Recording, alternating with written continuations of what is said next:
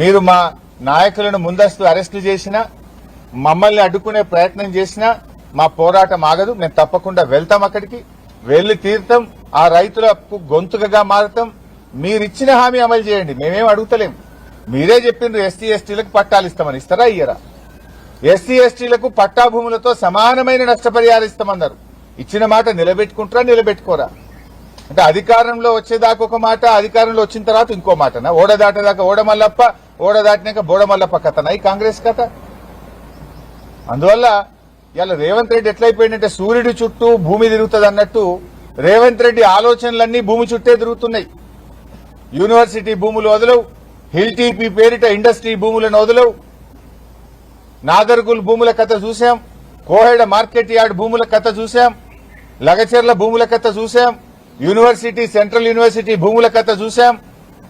ఇవాళ చూస్తే పరిగిలో మళ్ళా భూములు లాక్కోవడం. భూములు తప్ప నీకు ఇంకోటి పట్టదా? నువ్వు పాలన చేయవా అంటే భూములు లాక్కోవడం ఏంది?